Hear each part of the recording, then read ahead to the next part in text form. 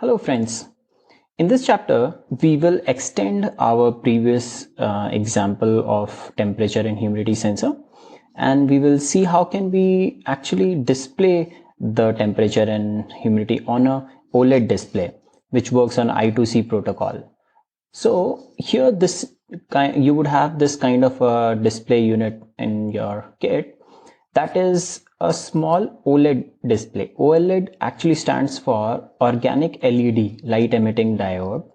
So that means it has tiny LEDs inside it, and it is monochromatic, means it has only one color of LEDs. The benefit of using this display is that it does not have a backlight, so it does not consumes too much energy when it is switched off. So whenever you provide current, then the LEDs turn on, and only at that time your display is using energy, otherwise it is not. It is important to remember that this display has 128 pixels on the length and 64 pixels on the breadth.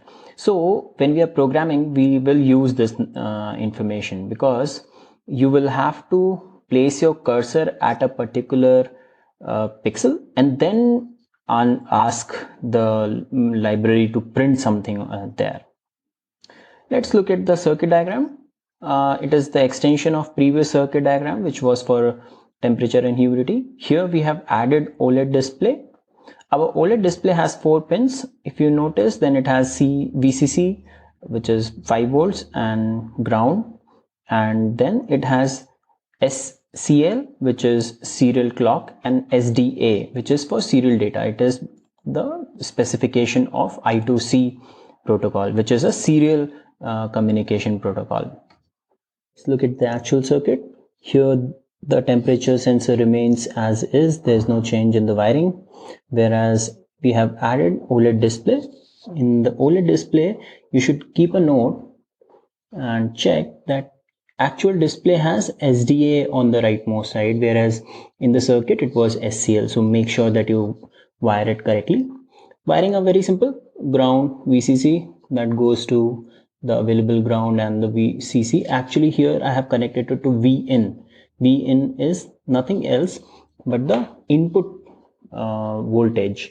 So because we are powering it using USB, it provides 5 volts. So instead of connecting it to the 5 volts, I have connected the OLED display with the VIN, which is also one and the same thing, no difference. Okay.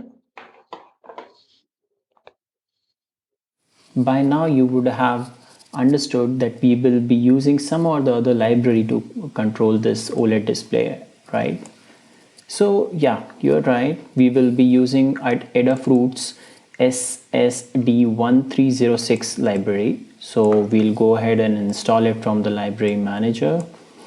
I have actually already installed it, but I'll still show you which exact library it is, so that you don't face any problem later on. I'll let it download the whole list. Then here I'll type the name of the library and let it search. There will be many, but we have to select this Adafruit version and install the latest version. It will ask you to install a few dependent libraries. Say yes to it, and otherwise your program may not work. Now here we have enhanced our previous program itself, which was for DHT, temperature and humidity sensor.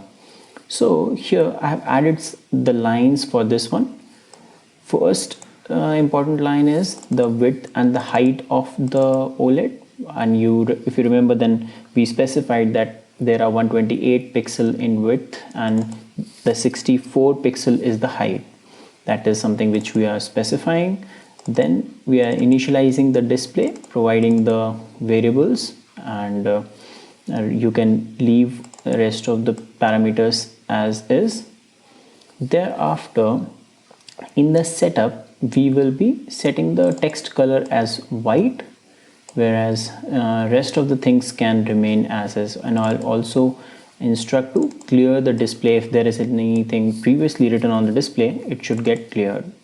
To learn about all these functions, you can actually Google the library name with the word API, and it generally gives you the class reference or the complete documentation of the API.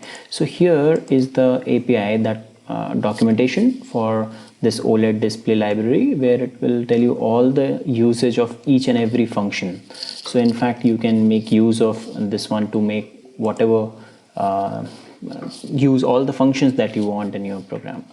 Here in our case, we have cleared the display, set the text color as white. Thereafter, this part of code remains the same, which is coming from previous example. Then we are again, every time we reach here in the loop, we'll clear the display and write the fresh text here.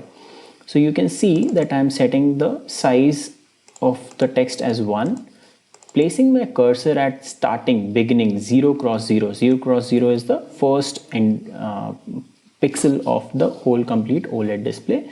You have to actually place the cursor and then print whatever you want to print, and also make sure that you have to keep track of how many places these are, because let's say you again print something on 0 cross 0, then it would override this text.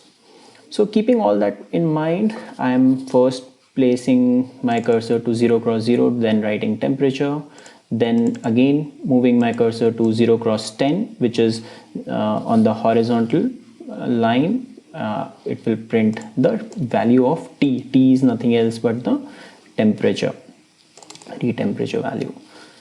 Thereafter again I'll continue all this where I'm printing it in centigrade, and at the end I'm again printing the humidity with which is stored in value of H. So this is how you can actually print the text on your OLED display. After uploading the program on your Uno, this is how your program should show the temperature and the humidity on the display. This means that you can actually package all these components in a box and make it as a weather station, right? You just need to replace this cable with a power bank, or rather the battery pack. Keep all these things in a case and you're ready to go, and it becomes your weather station, right? We are almost at the end of this series. I hope you enjoyed it. But wait, there is a bonus section, a mini project, which is the solution to the question that I asked in the distance measuring sensor lecture. So let's see how it is built.